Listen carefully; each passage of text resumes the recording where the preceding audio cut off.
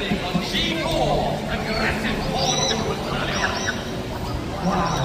And now a pawn move when the knight and bishop. However, that pawn is now attacked.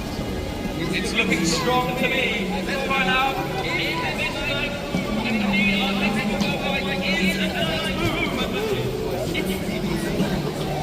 That's right, the white knight on B1 moves to C3. Knight C3.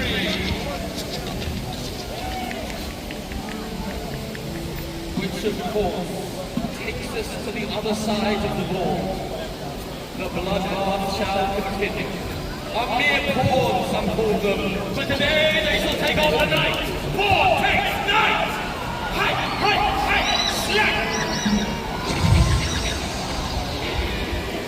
It doesn't matter who you are or where you are. Why these games have been developing all the time? Already we've got a knight out, we've got bishop out. And we are ready to bring that rook into the game. Super duper soon. That is true. What is this white king going to do? They see... Fire. Look at that nice green light to indicate yes. But it's all a bit of a slow play there. That allows the red pawn on D7, on D7 pawn to take a little step forward and land on D6. Well, I do have to say, that does free the bishop from C8 to come into the game, but the red piece is a bit chilled out at the moment on the back right, not really doing too much. I'm sensing perhaps it could be too little too late, but not according to this script. Oh no, for there are many more moves to go. And the next one, we're bringing out a family favorite. That's right, you love her in the books. You're gonna love her today. Alice herself is entering the scene. The White Queen herself is gonna move from D1 to capture the poor isolated pawn on F3.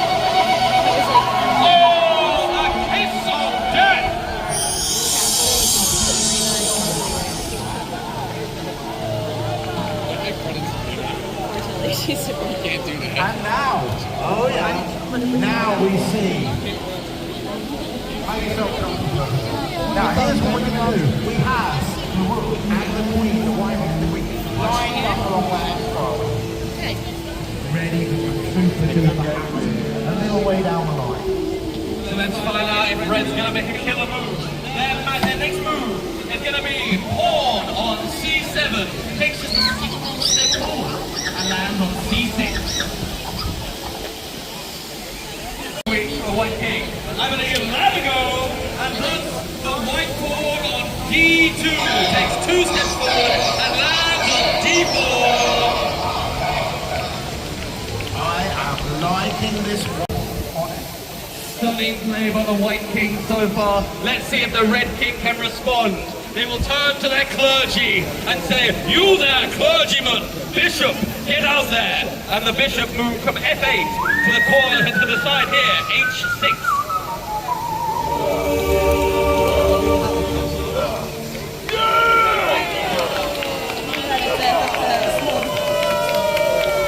Finally, a black piece enters the fray with the bishop protecting the red pawn on F4, offering its support. But might be a tactical genius, or maybe a blunderer, because this next move is insane of things. That's right, we're going to send the white bishop on C4, hurtling down the board to capture the red pawn on F7. Boom! Boom! Shaka Khan? Shaka Khan indeed!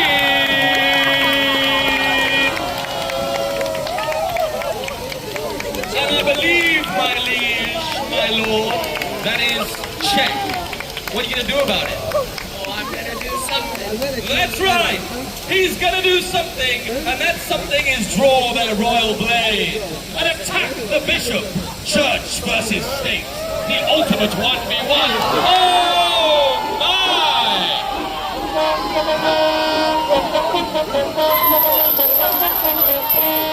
See you later, alligator. Yes, we have had another sacrifice. First it was a knight, now it is a bishop. But what have we got for that sacrifice? Why, how can we justify giving away our pieces for very little. Well, I'll tell you what, the red pieces still languish along the back rank, sitting at home, except the king, which is out in the open. But obviously, red, white are down too, right? Yeah. Well, looks like I'm putting all my money on red. Let's find out how this one goes. Okay, we've got another fantastic queen move. That's right. The white queen on F3 moves to H5. And once again, the red king finds himself in check yourself before you wreck yourself. Mamma mia. What's he gonna do this time, sir? Well, remember, when you're in check, your king is under attack from an enemy piece. There's only 3 ways to get out of check. You can avoid the check, you can block the check, or you can capture the check. Capture the piece that's getting you. In this case, B and C do not apply. And so the age-old tactic of run away is employed by our fine king. One step to the left, landing on G7.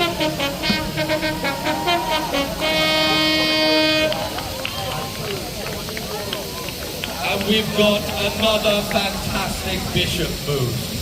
The white bishop on C1 is going to fling out and capture the red pawn on F4. Yeah.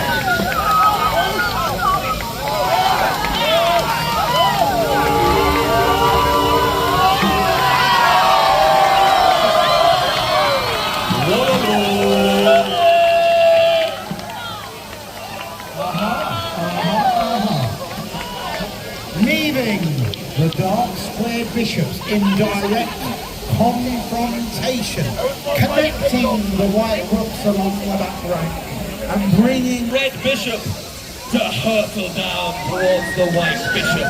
Who will win? Boom! Boom!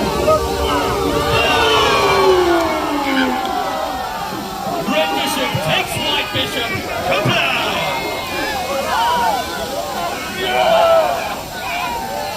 Clean up on aisle G! We're sweeping them off! We're sweeping them off! I've got to ask, Monsieur Bishop, how does this make you feel? Oh yeah, I've got a taste for blood, eh? Let's find out if that taste can be satiated, ladies and gentlemen, as the white rook comes barreling, and I mean barreling down.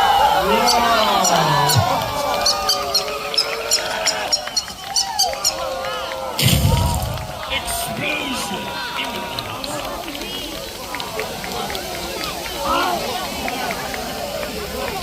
wow, what an amazing introduction to the game that was. But hey, red bishop is now threatening to go not 1, not 2, but 3 squares further down the board to the square F7, where it would deliver checkmate to the red king. Looks like my money could be being lost. I shouldn't have put it all on red, baby. Let's find out. Okay, next up, Red's finest knights, their best swordsman, mounts their horse. And that's right, Red Knight on G8 moves to F6, G8 to F6. Stunning. A good move indeed. Not only dealing with a threat of checkmate, but actually attacking.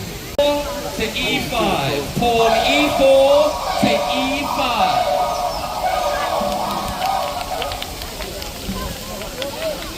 And a good move that is too. You will notice, ladies and gentlemen, boys and girls, that pawn is now attacking the speed on F6, which is not, of course, allowed to move away. Stunning. And so there's only one thing Red can do, and that is attack, attack, attack. That's right, the red pawn on D6 will capture the white pawn on E5. Are you ready, ladies and gentlemen? Let's see how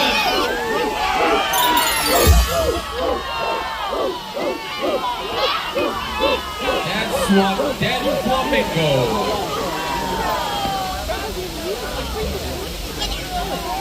However, is that the end of E-pawn as we know it?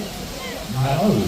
Let us find out. For the white pawn on D4 will gain their revenge and capture the red pawn on E5.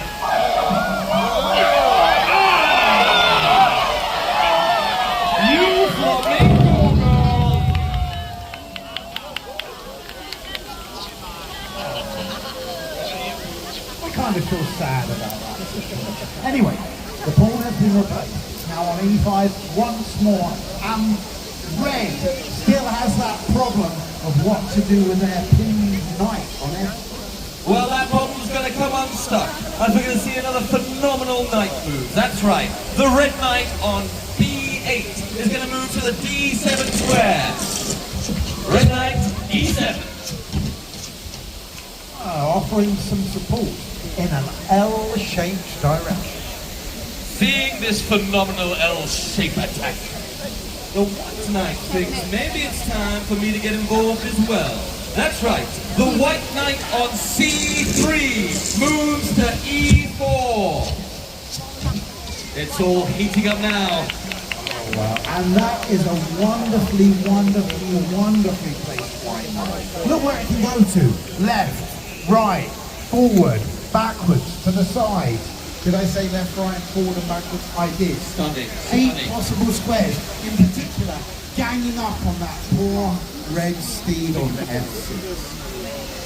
But red isn't out of the game just yet. No, they still have some big swinging pieces. And here comes one of them right now. That's right. The red rook on h8 will take a single step to their right, landing on g8.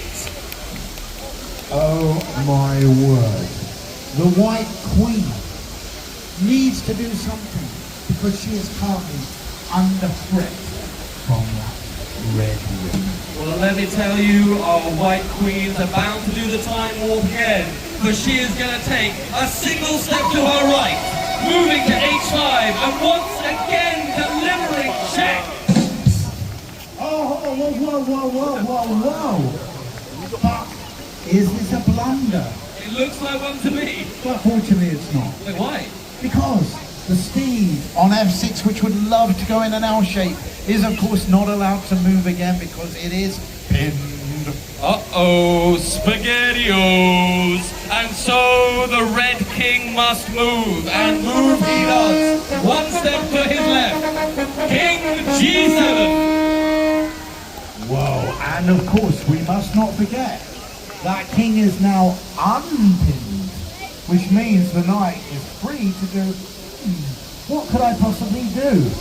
Her Majesty the Queen is in trouble. We need to get out of that. We need to fix that situation. She may be in trouble, but there is a small and mighty warrior ready to save her. That's right, we have got a pawn on the e5 square.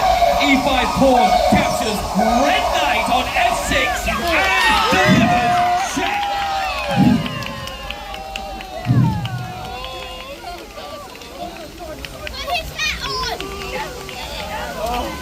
And once again, there is no blocking this check.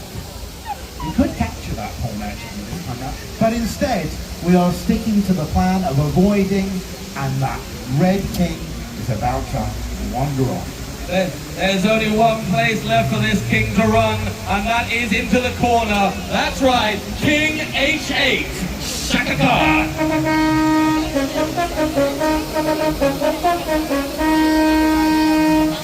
Nobody puts baby in the corner. That might be true, but the king in the corner is looking a little bit under threat. And in fact, we've got another fantastic rook move for you. That's right, we've got white rook on f4, moves to h4. Rook h4.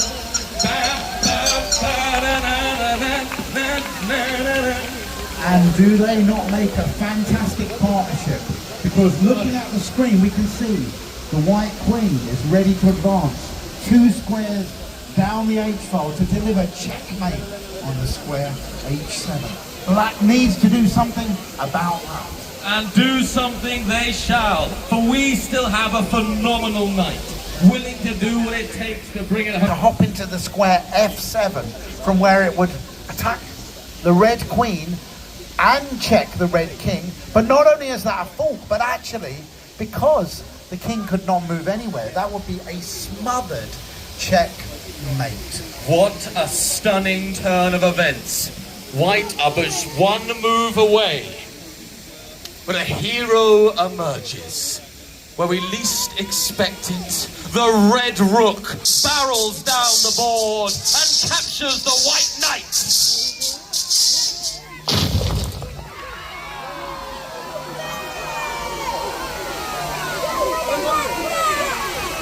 You got cooked. They fell down like a house of cards. Shazam. However, It's not over yet.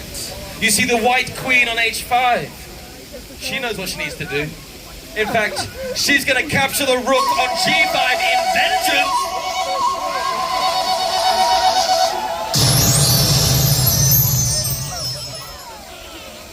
I have to say the rook deserved that. Now, back to the giant screen, and Her Majesty the White Queen is threatening now to advance 2 squares to deliver checkmate because it will be supported by that white pawn on f6. Black, red, needs to do something about that.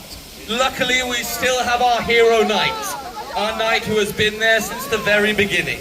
He draws his sword and mounts his horse and moves forward to his right to e6. Ooh, that's quite a tricky move.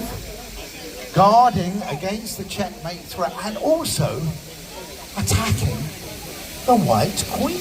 A stunning move indeed. Will Queenie fall for it? No, she will not. Not today. That's right. Our queen takes 1 step to her right and lands on h5. Queen h5. And guess what? We now have renewed that checkmate threat on the h7 square. Previously,